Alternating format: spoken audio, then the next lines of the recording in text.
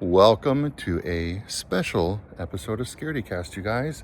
This week I am chatting with Aaron B. Koontz. Who's Aaron B. Koontz, you ask? I'll tell you. He directed a couple movies you might have seen called Scare Package and Scare Package 2. If you haven't seen them, they are on Shudder and they're amazing.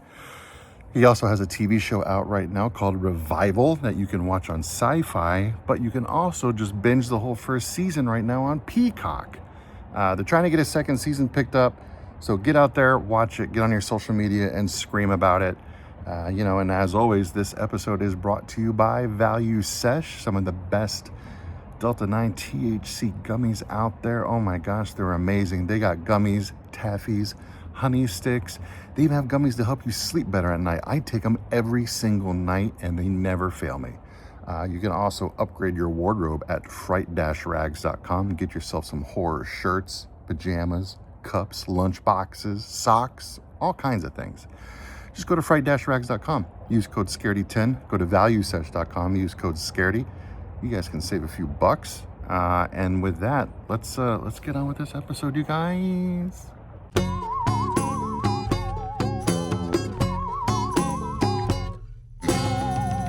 Aaron, thanks so much for jumping on with me today. I know we've been trying to get you on here for a little bit. How's everything been going? Good. It's been busy, but great. Yeah, I'm excited to chat. I haven't had a chance to see yet, and I'll tell you honestly, I don't like very scary movies, which doesn't make much sense considering I host a horror movie podcast with some friends here. But Shelby Oaks looks incredible. I'm also one of those people that if there's a movie I want to watch, I try not to watch trailers either. So I just kind of see the name and I'll see it a little bit. I'm like, all right, yeah, I'm going to go see that. And then I'll just try to avoid it. So I've also been kind of doing the same thing because I'm going to watch it. Because honestly, the most I've seen from it is in your emails. You have like a little GIF of a banner playing, just something, and that's all I've seen and that's all I want to see. But tell us more about Shelby Oaks. Yeah. No, look, I'm super proud of it. I think that, Chris Stuckman, who's a writer-director, and we developed that together years ago. And it started as, originally it was like this idea that I had, an idea that Chris had. And there's this missing paranormal investigative team that we went to YouTube and we talked with all these creators and we got like old videos on YouTube about this missing team, even though it's all fake, and pretended like this happened in 2008. And that started to go viral. It's called the Paranormal Paranoids. You can search for it. And it was really fun. It was like our version of like Blair Witch, of like trying to still make this feel real. Yeah. And then from there, it moves into like a full on movie, and, we were able to, it was crazy. We were able to sell the neon and all this stuff. But it's definitely dark. It is, we talk about horror with heart as like a theme for a lot of what Paper Street Pictures, my company, and what we make. But, Shelby Oaks is, not that it doesn't have heart, it's just a dark heart. That's in there. Yeah. Yeah. So it's a vast detour from something like Scare Package then, where it's just the most insane stuff, one after another. Very different. Going back to Blair Witch real quick, did you have experiences with Blair Witch when it came out? Like, were you part of the... Yeah, I mean, I have a tattoo. I can so you can see it right there. You can see it a little bit right there. But I got it on my wall behind me. I see it. I see it. Yeah, I have... My buddy Adam Wingard made the new Blair Witch, the remake, and I know Blair Witch fans are upset at that, but I still like that movie. I'm fine with it. Huge fan of Adam. Adam's great. We went to film school together, and his production designer. His production designer gave me one of the hanging ones from the remake, which I have in my storage unit. And then, so I grew up in Orlando. And so there was, which had ties to Ed and Dan, who made the original Blair Witch. And then where I first interned coming out of film school where I was with Adam, my first internship was at Universal in Orlando, and that's where Bill Whitaker, who was the Blair Witch attorney, was at. So I was kind of like there, right? I mean, the movie had already released, but I was there like as, money was coming in for the movie and craziness was happening and all this stuff like in the early 2000s. And it was really, really cool, just to see what had happened there and be a part of that. So, no, and I remember watching the Sci-Fi Channel special on the Blair Witch, and like that completely was just so cool. And so we wanted to have an immersive situation, just something where you blur the lines of like what's real and what's not, like the Blair Witch did. And Shelby Oaks very much does that. I mean, if you deep dive into stuff, there's so many things related to that were a lot of fun to play with. And I'm making a new movie now that's similar. I can't say much about it, but like we're going to do the same kind of thing, just go even further with it. And not necessarily meta, which is what, Scare Package is meta, but like blurring the lines of what's real and what isn't. And the new movie is going to be, truly, you won't be able to tell what's real and what's fake, which is really fun. So I like that. I'm a big wrestling fan, so I'm always pulled into things like, is this real or not? What are they trying to do right now? I love it. I love hiring wrestlers. I've hired a few wrestlers now, as Dustin Rhodes, who was in the Scare Package films, which was great. And then in Revival, we just hired CM Punk. Oh, nice. He was in a few episodes of Revival. He was the best. Phil's the best. And cool. Dustin's the best. So, yeah, I want to work with more wrestlers. I'm on episode 2 of Revival, so I'm glad I don't have my son watching with me, though, because a huge wrestling fan, and the one wrestler he hates more than anybody is CM Punk. So that's so funny. That's so funny. I've learned that. I realized that. Like, I have friends too who are like, Aaron, I love the show, but like, why did he have to show up? And I'm like, what are you talking? And then we have others that are only watching the show because Phil's in it.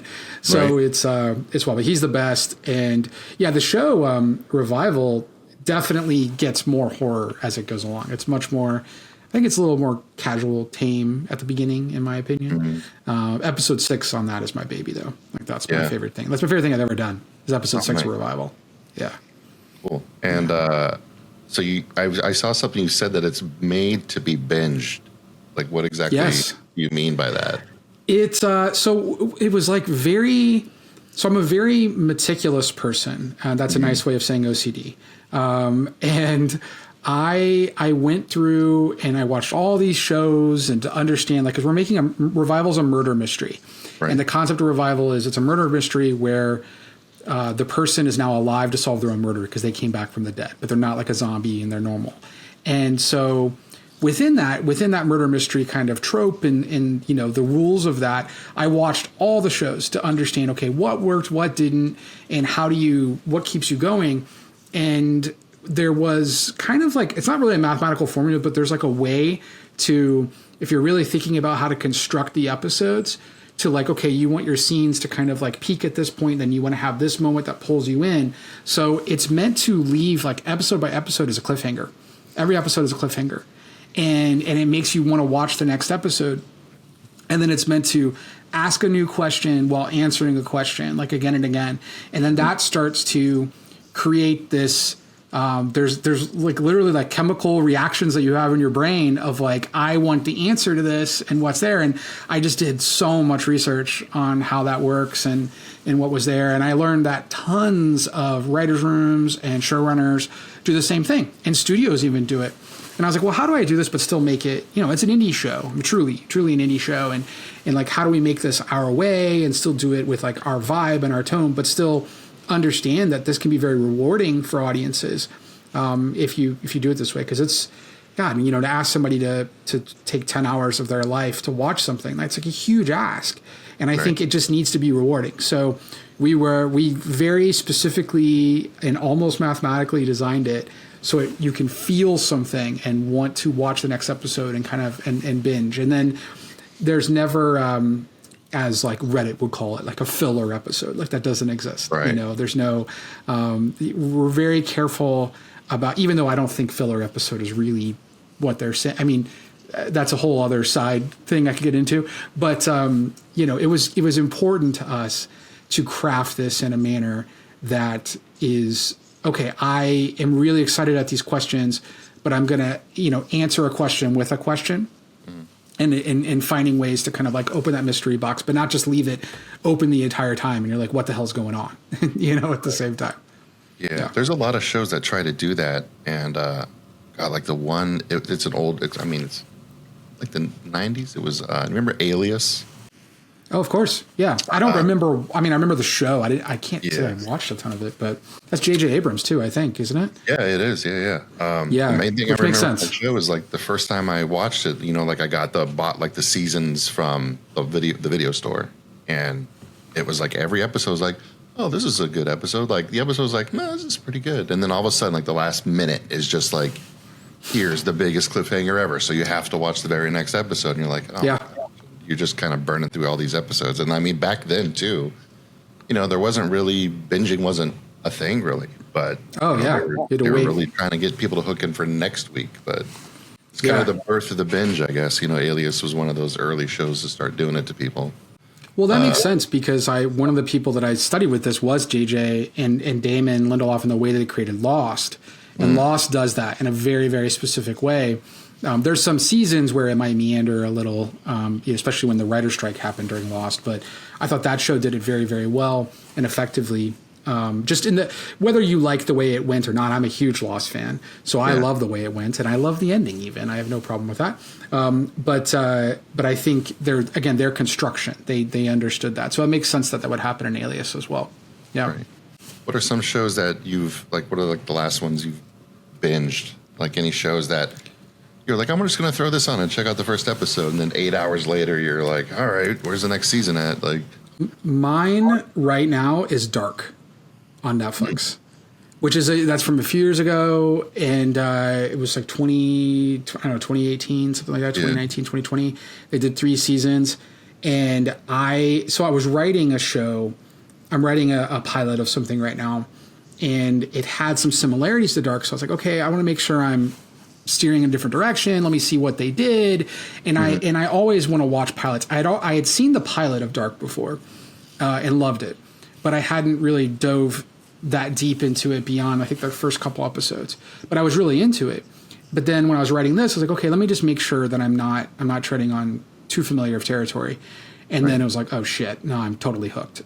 Like this show is fantastic, and it's so good, and it's so twisting, and it's so interesting because it's a show too that is so complex, and I like complex shows. Like I enjoyed Severance as well, and how complex Severance is, and so things like that I think they reward the people who are willing to lean in, and that's something that in Revival too. Like hopefully, it's a show that it's on Sci-Fi, so like I knew what our audience was. Like we can't, and again, not that Sci-Fi audiences are extremely savvy, but there's what Sci-Fi as a network and what NBC wants is for it to be very palatable. And so we had to like find ways to, okay, you can watch this while doing the laundry and still enjoy it. Right. But also but if you want to lean forward and really pay attention, you're going to be rewarded for all these details and all these clues and things that we've hid in the first episode that are going to come back in the 10th episode and all this. And they're set up for multiple seasons of this too. Like there's things set up in season 1 for future stuff. So, I mean, there's a lot there that's crafted, but Dark doesn't even care. Dark is like, you better be paying attention. I mean, we have to pause, and I'll turn to my girlfriend. I'm like, wait. So this is that, and that is this, and she's like, yeah, no, that's that. I'm like, oh no, you're right. And like we're correcting each other because it's just so complex. I don't want to say convoluted because that's the wrong word, because it's intricate in a really, really beautiful way. So yeah, huge fan of that. But I mean, I don't have time to watch a ton of shows right now, which bugs me. I would love, there's a few things like, oh my God, I want to see the new, like, Ray Seahorn's show, Vince Gilligan's show on Apple. Yeah. Dying to see that. Haven't had a chance to watch those first couple episodes, but I had people texting me about it because I was such a huge Better Call Saul and Breaking Bad fan. Better Call Saul is actually my favorite of the two. Oh yeah. Which surprises a few people, but I'm very excited to watch that too. But I love, From. I'm into From right now as well, but I'm behind on it. I think From is great. Really, really great. I haven't for the Canadian horror show. I haven't watched much of anything. I have this problem where I'm addicted to The Office. So I'll sit down and I'll bounce from app to app, just kind of looking for what I want to watch. And then I'm just like, I'm just going to put on The Office. And then I'm just there for the rest of the night. But I wanted to ask, like, kind of from, curiosity standpoint with, somebody that has a TV show that's out there, it's on Sci-Fi for people to watch, week to week, but it's also on Peacock. So somebody can just watch the entire season. Is that like, which are you preferring? Like, would you rather people take it week by week on Sci-Fi? Are you more excited about being on Peacock so people can like access it and just watch the whole thing? I'm more excited about being on Peacock just because there's more people there that are watching it. It just reaches a wider audience. But the old school in me, like, again, watching Lost on a Sunday night, coming in, or whatever, was it Sunday nights? I can't remember. But like coming in the next day to work, I remember, and just having all the dumbest theories about where it was going to go, and I was constantly wrong. And I loved that. Like, I just really, really enjoyed that. I think that's a lot of fun. So I do miss that, and we were kind of hoping that would be the case, but it's just hard. I think we really found our footing as we got on Peacock. Because we would drop weekly on Sci-Fi, and then 1 week later that episode would go onto Peacock. But then once they all dropped, then like a ton of people, binged it and went through the whole thing. And like I said, it was designed so that could be an option, and people then did seem to dig it. I mean, personally, I'm just down for whatever gets the most people to watch the show. I just want to get it in front of enough people. I'm so proud of this show, and I want people to watch it. I think I really think it's good. And I'm proud of it. So that's it. It's just however they want to watch it. You can rent them on iTunes. You can do all this other stuff too, but like, on Apple on Prime. But yeah, it's whatever gets people watching it. Right. I'm happy. Yeah. It's definitely, it's still like kind of a big deal when you have a show on TV, but whenever you're trying to tell people about it, it's like, oh yeah, go to Peacock. It's like, there's amazing shows on Sci-Fi. Oh, where can I watch it? Go on Peacock and watch it. Because, you're right. Like a lot of people, they don't even have Sci-Fi anymore. They just have, apps. I'm one of them. I don't really have, cable or anything. I just have all the apps. And I might as well just have cable because everything costs so much right now. Yeah, I had to get cable to watch my show. So, like that was what happened. Like I got Sling, but it was fun. Like I had a family member that was in the hospital, unfortunately, but we spent a lot of time there. And I remember going into the waiting area, and then the show was on randomly, and I was like, oh my God, like this is crazy. Cause they had Sci-Fi. It was USA Network. It airs on there too sometimes. And it was on the USA Network, and it was on. I was like, oh my God, this is crazy. And so stuff like that's cool in how, just the eventized TV of it all, I think is really fun. I wish that could be a thing, but because not enough people watch it, it's hard. But we had fun. I mean, there was a really good group of people who became kind of hardcore fans. Some of the Winona Earp fans came over for the show, and they were big fans of Melanie Scrofano, our lead, who's just magic. She's pure magic. And we would do these things where we get on Twitter or Blue Sky or whatever and tweet, like live tweet the episodes. And that was a lot of fun. So we did that week to week, which was really, really cool. And it was trending a couple times, which was really, really fun. But other than that, just whatever gets people watching it, but it's cool. It's still cool. Like it's crazy to think that I made a season, a full, and finished it. I still don't even know how I did that, of TV. So pretty crazy. Right. So like in Scare Package, I got a lot of questions about Scare Package. Yeah, sure. It's definitely one of those movies that's right up my kind of alley. I'm usually, the sillier and crazier a movie can get, the better. And I always appreciate whenever, filmmakers who are making something like that, like if you're, a lot of them won't go all the way on some things. Yeah. And Scare Package goes all the way multiple times. But, the one thing I liked the most about it was the video store. Because my parents owned a video store when I was a kid. And so, I kind of grew up in a video store. And that's kind of like where my taste in horror began. Because, when you're a kid in a video store, the horror section is the cool section. Because, the box art is much different than the box art in the rest of the store. So like, what are some, like, what kind of got you into horror in the early days? Like what, got you going? Yeah. Well, very similar, actually. I mean, we didn't own a video store, but one of my first jobs was working at a video store. So that's what I did. I had my own shelf. It's the whole thing. Was it a mom and pop store, or was it like a chain? It was a mom and pop store. This was in Brandon, Florida. Yeah, I think it was a Village Video or something. I can't remember what it was called.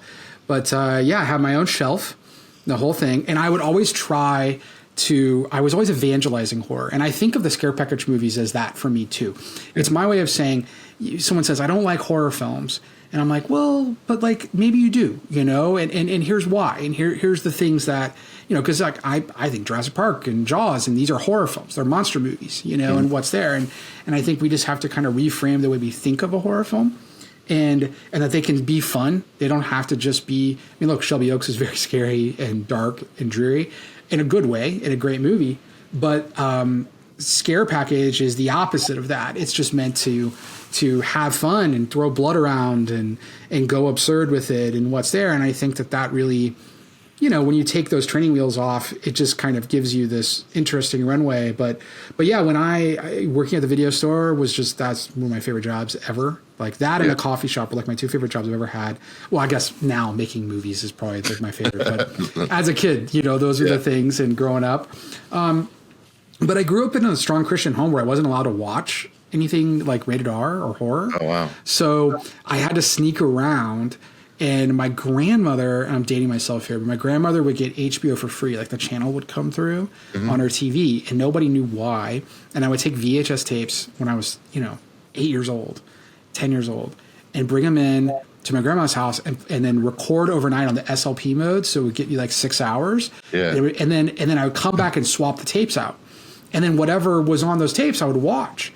And I mean, and a couple times it like would start in the middle of a movie or would end in the middle of a movie. I didn't know what they were. And it was crazy. I mean, so much stuff. That was a big, just eye-opening experience for me of just like what a movie could be like, getting to see that stuff that I wasn't supposed to, which was a lot of fun. But I remember going to see Howard the Duck as a kid at the drive-in with my family. I would sit up at the top of the moonroof of our car. But behind us was playing, I can't remember which Nightmare on Elm Street it was playing a Nightmare on Elm Street movie. And I loved Howard the Duck, but I had already seen it. And I talked my parents into letting me go to the drive-in again to see it. And I would turn around behind me and watch the Nightmare on Elm Street movie, even though I had no audio. But I still was like captivated, by it. So all that like really hooked me. And, it just became that forbidden fruit, if you will, as a kid, where you're like, don't touch the hot stove, and you're clearly going to touch the hot stove. Right. So it's like, don't watch horror films. And like, that's all I wanted to do. And of course now that's all I do is make horror stuff. So it's very much stayed in my DNA.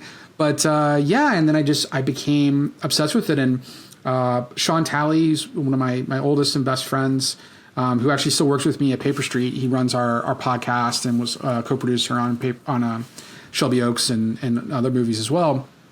And Sean, he would constantly record movies off HBO and Cinemax or whatever and send them to me. Or he would, buy the VHS or whatever it would be. And then, I would borrow them from him. So there was a ton of stuff that I got from him too. And that's stayed today, like I still, I do have a bunch of tapes in a storage unit. Yeah, I got a ton of stuff. I have a massive DVD collection now as well that's in a storage unit. I always try to release. We have like Scare Package released on VHS. We did a VHS version of that. The first and the second one, which was really cool. And had like a double disc thing for that at one point. And then Revealer did a VHS. I think Old Man did a VHS. We did a few. But that was always fun. I love doing those every time we can. But horror's in my DNA. I'm always going to make it. It's always going to be what I want to go watch first and foremost, And just massive fan. I'm a cinephile. What are some of your favorites? Like, what's your favorite genre of horror too? Truly, there is not a subgenre of horror that I love more. Back in the day, I would have said slasher, but I think that's evolved, and even what a slasher is evolved. like right now, I just finished writing a body horror thing, Cronenberg-esque kind of vibe.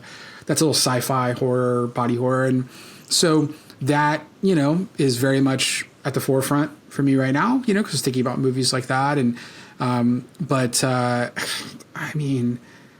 Jaws is my all-time favorite movie. Always will be, and then my favorite, like, pure horror movie is The Thing.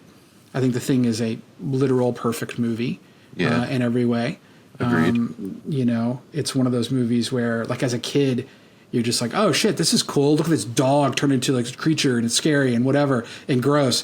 But then now you're like watching Kurt Russell and Keith David sitting there, and it's a black man and a white man, and they're talking about identity and what does this mean? And I'm like, oh my God, this is so poignant. like there's so much that's being said right now about this and how beautiful this movie is. And so, once you get to unpack it to that level, and like, people act like horror or movies aren't supposed to be political. Like, Jesus Christ, like, watch 70s and 80s horror movies. Like, for real. They're all unbelievably political. And so was that movie, So like Night of the Living Dead. Mm-hmm. You know what I mean? Like look at the ending of Night of the Living Dead. It's essentially Get Out. The ending of Get Out, the original ending of Get Out is kind of the ending of Night of the Living Dead. Like, it's, so I lost my train of thought, but, favorite movies. Yes. Sorry. The Thing is a very, very influential film for me. John Carpenter's my GOAT. But I mean, like, truly, I've seen it all. That's, on a podcast is probably a tough thing to say, but I mean, I really have. Like, there's very few, and even like the mainstream horror films that are coming out now, like, I go out on my way to make sure I'm seeing them. I'm at festivals all the time. I'm watching early cuts. I have a lot of friends who make movies. I have I'm friends with a lot of distributors who distribute movies. So I see early cuts. It's just, I watch them all. What's your appreciation level for all the Jaws movies? Because like, to me too, Jaws is the greatest movie of all time. But I really love Jaws: The Revenge. Like, Jaws: The Revenge. This time it's personal, right? Yeah. the subtitle, which is ridiculous.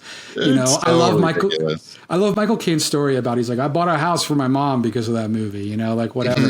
I mean, look, Jaws 4. So because of my age, it was very influential to me, because of just the time period of, like, it's a new Jaws movie. And I think I was able to see it or sneak and see it in theaters. I think, I can't fully recall, but the opening of that, where the son, Brody, the Brody kid, if I'm remembering correctly, he's on the little boat, and he's wearing that yellow slicker, and he gets his arm ripped off, and it's so bloody and so violent. And it's pretty gnarly. Like, it's pretty gnarly. Like, I did watch Jaws 3 again in 3D at the Alamo Draft House in Austin a few years back. That did not hold up well, I gotta say. Even the 3D moment when the shark finally comes through, and it's like, it's somehow morphed to be like 5 times the size now, and I don't know why. But it's just like, okay, this is unbelievably cheesy. Lou Gossett Jr. is doing his best work there, but I still like them. I appreciate them. Jaws 2, I think, is still very solid. And 3 not the best. 4, I would need to rewatch. I can't say that I'm sure it's not a good movie, but it's I probably would really enjoy rewatching it.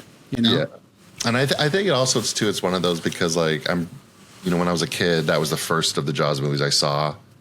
So it's just kind of like in my DNA, whenever you see those early horror movies when you're a kid, when you grow up, it's just part of you, No, 100%. 100%. Yeah. So, like, I Isn't remember. It like, oh, sorry, go ahead. No, go ahead. Isn't it like in the Bahamas? And I'm just remembering now, sorry. It like tracks them from up in, Martha's Vineyard all the way down to the Bahamas. Yes. Like, somehow, which makes it, it's like the baby of the, oh my God. Yeah, that's so crazy. I'm on the, like, I know I can just order from eBay, but it's not as fun. But I'm on the hunt to find the novelization of Jaws: The Revenge. Because in the novelization, there's an entire subplot about why this shark is going to the Bahamas and everything. And it's because I think it's because something like Chief Brody arrested somebody one time and they were part of some voodoo family. So they put a voodoo curse on the Brodies, and that's why the shark is going after them. Yeah. It's basically the plot of Weekend at Bernie's 2. But with a shark. I mean, that's pretty. Look, well, first off, the fact that it hasn't been used, like voodoo, I'm sure voodoo shark has been done. I mean, there has to be a voodoo shark movie. Yeah. I'm sure there is a movie called Voodoo Shark somewhere out there. There's a shark movie probably for every occasion. Feels like. If not, I might produce it. It's funny. Earlier this year. We went to Midsummer Scream, and anytime I go places, I'm always on the lookout for like Jaws: The Revenge merch because there just is none. Like, even people make handmade. A lot of these horror conventions is vendors who create things, and nobody even makes Jaws: The Revenge things, which is fine. I understand. Yeah. But we went to the Mystic Museum, and they have changeable exhibits that walk through. And like right now, or whenever we were there, there was like a 90s era kind of walkthrough where they did like a Total Request Live thing, but it was called like Total Grotesque Live. Cool. And I was talking to him, and I was like, yeah, you guys should do like an exhibit about just really bad horror movies. Mainly just because I want to see Jaws: The Revenge get some kind of love. And we walked out of the Mystic Museum, and we were literally walking to the car to drive back to where we live, which is in Phoenix, and this is in Burbank. So we were leaving, and we're walking on the street, and just like out of the corner of my eye, I saw the shark from Jaws 4, like when it's popping out of the water on the poster and stuff, like on the video game cover and everything. It's like the main, that's the Jaws. Like if you know Jaws 4, yeah. And I got out of the corner of my eye, I'm like, no way, and like my friend lost me. He's like, where the hell did you go? I went right into the store, and it's like a 6-foot long French original poster for Jaws 4. Oh, wow. They were selling, and they just had it like hanging up on this wall. And I'm like, is this for sale? And they're like, yeah, like $40.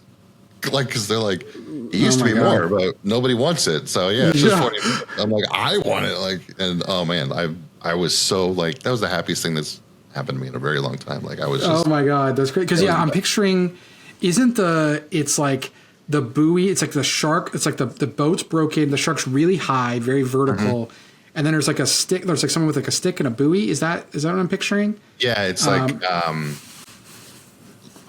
her name? Lorraine Brody? Yeah. Miss Brody, whatever. Yeah, she's like on the boat, kind of like steering it, and the boat's like, that's right. Yeah. Well, there were 2 endings to it too, right? There were 2.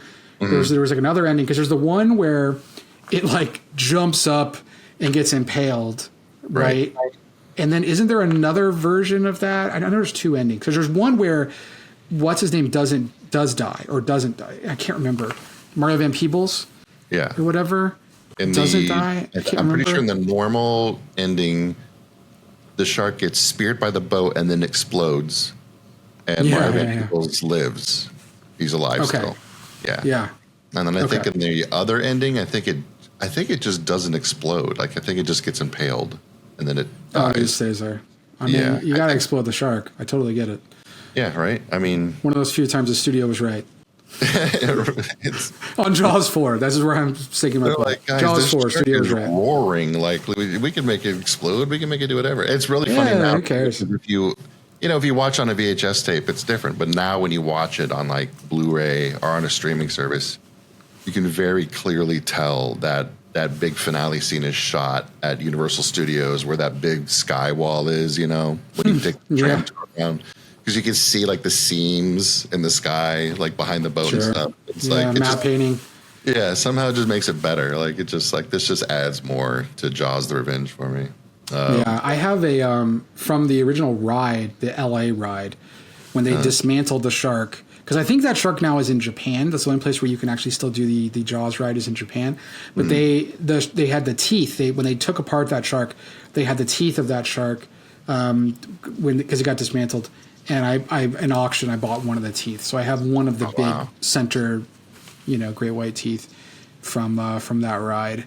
And then I went to LA for the new Jaws exhibit that's at the Academy Museum, and that was magical. I really want to go to that. I know it's going to next summer, so I'm going to make it out there before it ends. They got a good. Yeah, we were out there. We were there for the Shelby Oaks premiere, and then I stayed that week, and we made sure that we planned my week around making sure we could go to that. So yeah, nice. What other stuff do you collect? You have like any other props?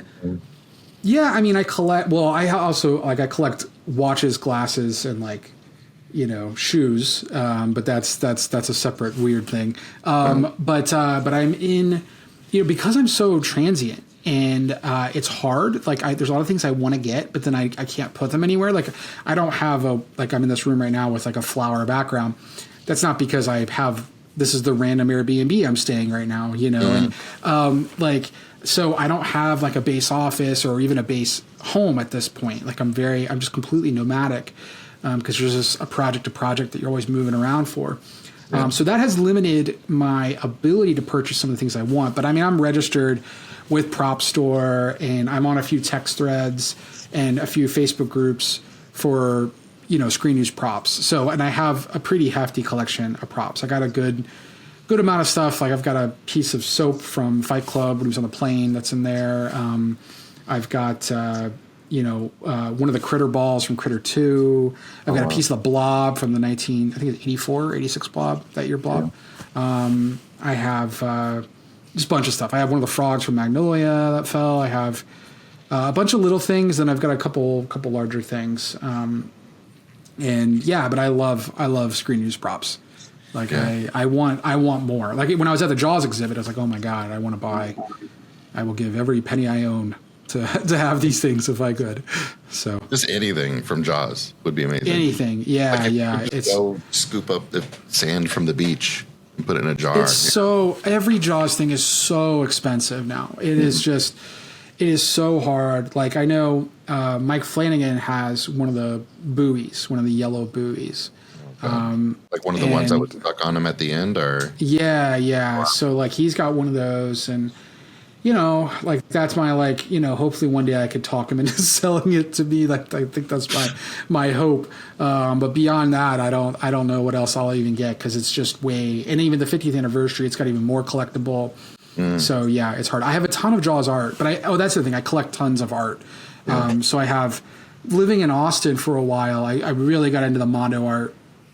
So I have tons of Mondo pieces, and I've got a couple but it's in my storage unit. That's what sucks, like I don't get to have it up and have it with me, but I have flat files filled with a lot of movie and TV art in particular, but then also, there's a few like abstract artists that I really like, and a couple. I just hired one that I love. His name was David Seidman, and he just did art for us on Revival.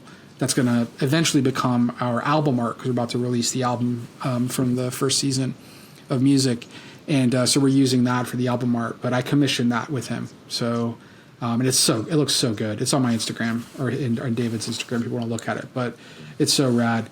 But yeah, like I love, Matt Ryan Tobin, another artist I just love so much. He does a bunch of Mondo stuff and everything as well. There's this guy named Alex Ekman Lawn, who does this like really dark, it's not tied to any IP, so it's not like film or anything. Sometimes people will hire him to do art for a film, but like for the most part, he just does his own original, just really dark, disturbing art. But it's like layers, and you have to like look at it from an angle, and it's got like 5 layers of art, so it's like literally multiple inches thick, and and it's just like you can turn it and see different things, and it's like inside a head, and it's Alex Ekman Lawn, like that dude. I own 3 originals of his, because they're not prints, like he makes one, sells it, that's it. So I got to get a place just so I can put up my art, right. Like that's really what I'm most excited about when I finally get to settle down somewhere. But so it's all kinds of stuff like that. Yeah. Yeah. It's like those art pieces, whenever like I've seen at museums, sometimes when you walk in, they're like, they have it hanging from the ceiling, and it looks like, an animal or something from this side. But if you like walk around to the side of it, it like changes and it's like a face or something, like. Yeah. There's a couple really popular, I can't remember their names. There's a couple, they're European artists that do that. They actually make those, and they do really, really cool, disturbing stuff. And this guy it's not exactly that. Like you can actually see what the image is, but it looks like a flat image when you're looking at it straight on. But then when you come to the side and you look at it, and you like, if you move at an angle, you see that there's like 5 layers, and there's another piece, and different textured stuff underneath. And so it's like, it'll be like a woman's face, in a profile, and then it's like, then it goes one layer and it's like ripped skin, and another layer it's like ripped in the jaw, then you're seeing the tooth, and then like it's into her mouth, and like it's really gnarly and disturbing stuff. I mean, it's like horror adjacent for sure. Alex's work is, but I think he's from Belgium or something. I don't know, but just really cool shit. But yeah, there's a number of artists like that I follow. Jeremy Geddes in Australia. I buy one Geddes a year. He's amazing. So yeah, I really got into art collecting, but again, I've had to taper that down a little, because I'm off and making these things, which is amazing, but I have to live in Canada, or I live in, Chicago, or I'm in New York or Louisiana, like wherever I'm making the next thing. Yeah. And, so I have no house at the moment because of it. A traveling creator right now. Yeah, completely. I mean, truly, I have multiple storage units and I have no home. Yeah. My girlfriend has a condo, but that's it. I mean, so yeah. Dude, I mean, that's got to be just like, you're living the dream kind of, it's, to be able to walk into a room, like you said earlier, and see your show playing in like a waiting room or something. That's got to be just like an incredible feeling. It's silly. It's silly. Yeah. I don't know how I lucked out to make this happen. It is, but yeah, it's a very, it's a humbling thing too. Like you just kind of, just to take a moment, like I've gone back to my school a few times to speak to students and stuff, and kind of helps me like just really remember how hard it was and the journey, and how grateful you are to get to make anything. Like this just started with me like, okay, I want to make one movie. Like I was about to turn 30 and I was like, I want to make a movie, and I did. I made Camera Obscura, but it wasn't good, and my cut never got released, and I was so frustrated and all this stuff that I was like, well, I got to do it again because I know I can do better. And then that's what I made Scare Package. And then that kind of like truly Scare Package really launched a lot for me in my career, because not just that movie blew up so much. It wasn't like that. I mean, the movie did well, but it was the fact that it was just very validating for me. It was like, oh, this was just in my head as a super silly thing. And it's what I would want to see. And then other people wanted to see it. And we were able to make it very inexpensively and put the dollars on the screen and all this. And when people realized like what we made it for and all this, it just became something for us to shoot for. And, then started producing and all this stuff from there. And now I don't ever want to stop making stuff. So yeah, to go from that, like just make one thing and see if I can find a way. And now, I just wrote another pilot. I have another feature I'm directing. Like I have all these things, and it's very, very exciting. I mean, humbling is not a way of putting it, because it's, I'm so grateful, and I feel so honored. But it's just like, I don't know. It just gives you this like weird perspective on goals and not giving up and shooting for something. I don't know. I'm not articulating it well, but it's just been a very important journey. And yeah, I still get completely tickled. Like when somebody random is like, oh, like I was at, in Toronto, and someone I didn't know, and I was just saying I had a show, and or someone else introduced me as someone who had made a show, and they had watched my show. They had watched it and seen episodes and knew about it. And I'm like, oh my God. Like, and I knew they did, because they knew specific things about it. Like they weren't just lying to me, which is what I always think. I think someone's just lying to me, right. Like, oh, you haven't actually watched it. You're just pretending because I'm here in front of you, and they really had, and it really meant something to them. And, we went to San Diego Comic-Con for the show, and we had a line of like, 200 people for autographs for hours, coming through, and people were emotional and crying because the show meant something to them, and they have tattoos and they're dressed up as characters. And I'm just like, what is happening? That's amazing. God. It's a pretty, very, very surreal and just unbelievably grateful position for me to be in, for sure. Yeah. I'm going to hit you with one last question before we wrap things up. It's going to be a big one, so you're going to have to think about it. Sure. If you could get your hands on any franchise to do what you wanted with, what one would you go for? I mean, look, so the old answer for this for the longest time was Friday the 13th.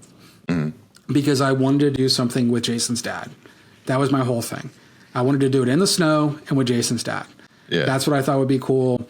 You know, everything. There's a lot of themes that I have with, you know, father. I have dad issues and stuff and whatever, and it permeates a lot of my work. So I just thought there's a really cool angle here. We don't know much about this, so I wanted to do that. But I believe the new Crystal Lake Memories or Crystal Lake show that A24 is doing is going to go into some of that. I think so. We'll see. So that's no longer on there. Another one that there's two. So I'll give you two other answers. All right. One really fun thing that I would love to do is in the vein of Scare Package. Is I would love to make not a Scream movie. I want to make the Stab movie that's in the Scream movies. Yeah. And I want to be able to, but I want to wait until all the Scream movies are kind of like run their course, and which might be soon. I don't know.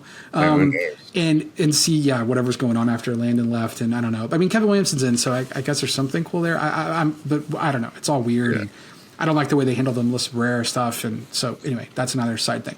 But it would be nice to see what is there, and then make the Stab version of that exists in the universe.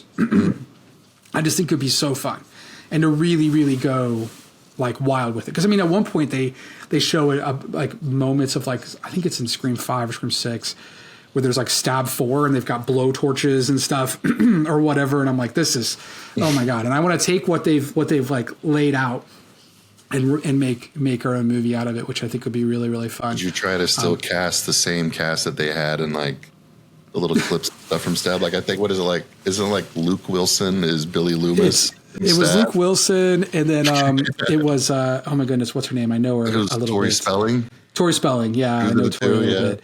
Tori was almost in Scare Package too. Was almost in, yeah. We couldn't without the timing.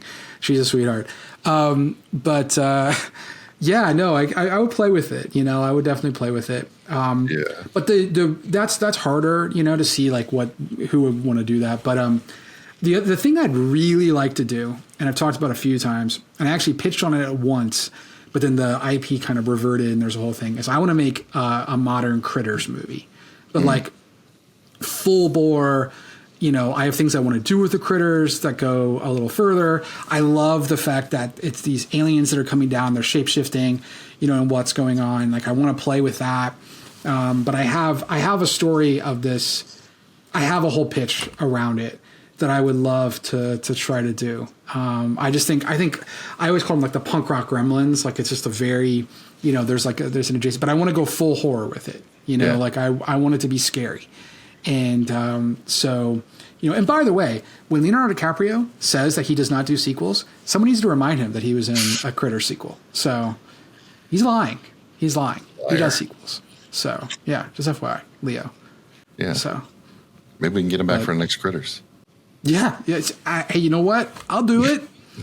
I'll reboot Critters with Leo 100%. That'd be amazing. I feel like all those like monster kid movies from the 80s, you know, like I used to kind of be against remakes, but now I'm like, whatever, like just give me more stuff of the things I love, you know. I'd like to see, you know. Yeah, I'm not against remakes as long as you're understanding, like, it shouldn't just be some cash grab of here's a nostalgia thing that we're just going to piggyback on because it has IP and it's worth it. There's limitations during that time of what they could have done. There's also like an inherent cheesiness to some of it that I think could be modernized in a really fun way.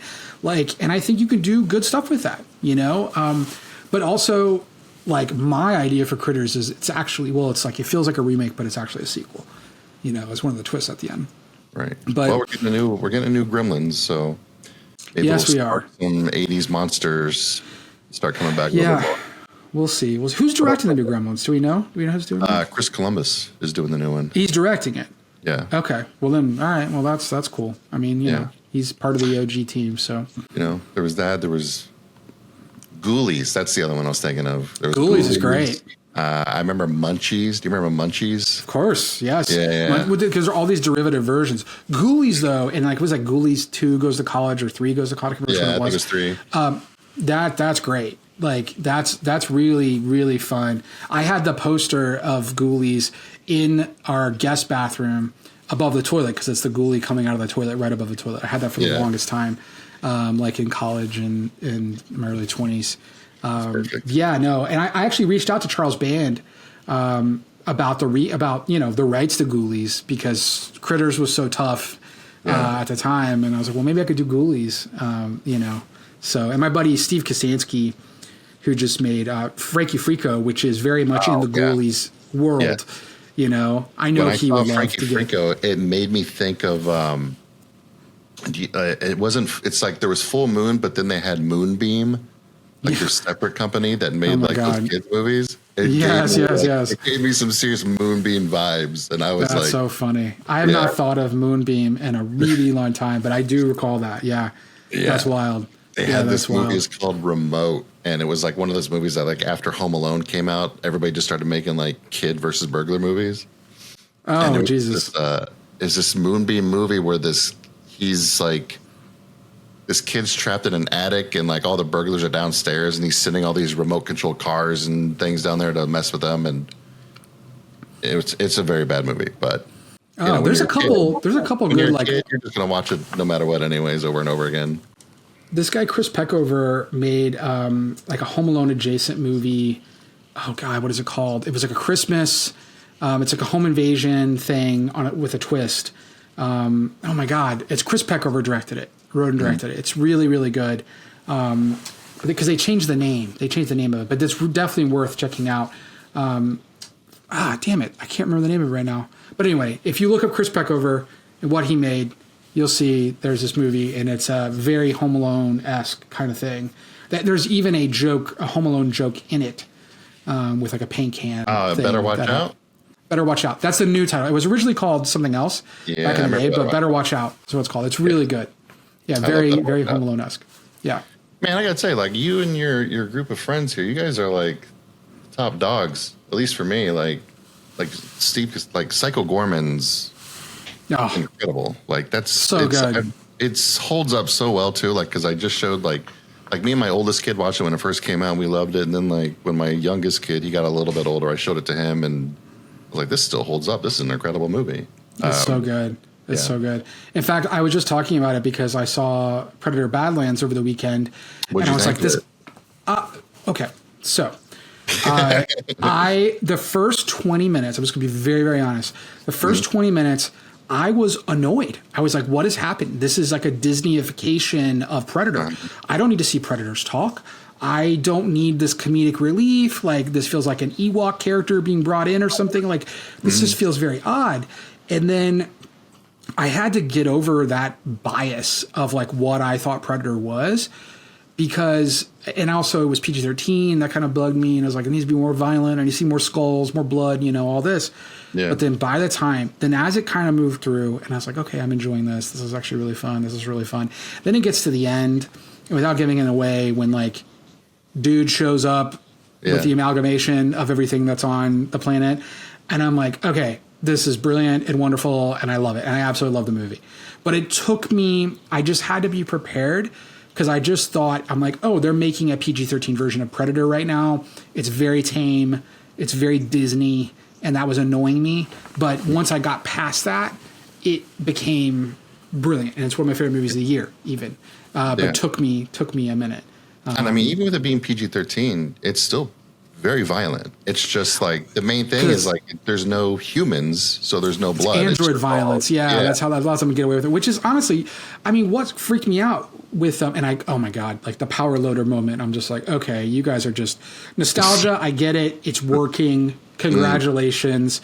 This is everything to me right now. You're just taking these brilliant movies and bringing them together in such a perfect way. And I knew it because they kept saying the name of the company again and again and again throughout Predator Badlands. And I'm like, okay, something's going to come around here. What's there? Like, I knew it, but I still didn't see the power loader moment kind of coming, which was really, really rad. But when I was walking home and I was talking with my girlfriend Katie about it, who just loved it, she's obsessed with it.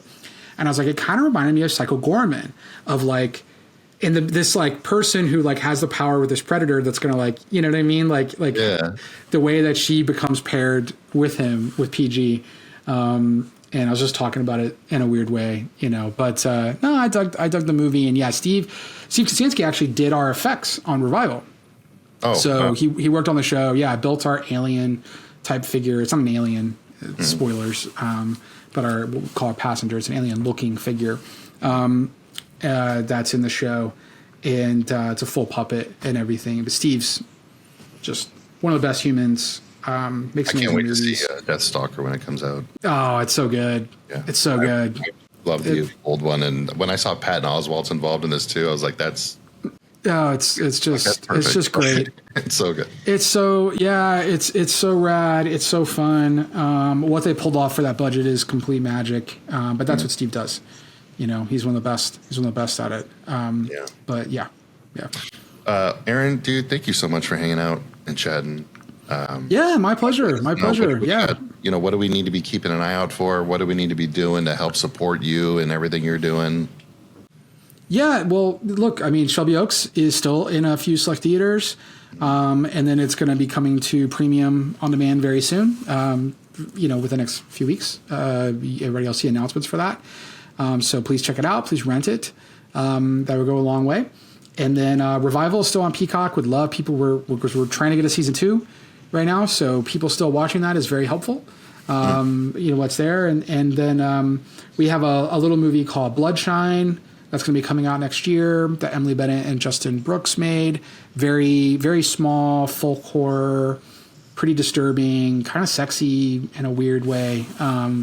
Movie that's coming out. I thought Justin and Emily really killed it. I got a couple other things. Remote, that's Steve Dinganero, who made Final Fantasy 3D. We're doing his follow-up film. Those are very, very tiny films, that we're still just trying to support, other filmmakers trying to get stuff off the ground. I got a couple things up my sleeve that are very exciting and, but hopefully those are derailed for season 2 of Revival. That's what I would love to see going. So, yeah. And where can everybody follow you and find out everything to keep up? Yeah, I mean, I am still on X. I got back on because of Revival and I kind of stayed on. That's there. It's kind of accessible, but I am there. But I'm on Instagram. It's where I'm most active is Instagram.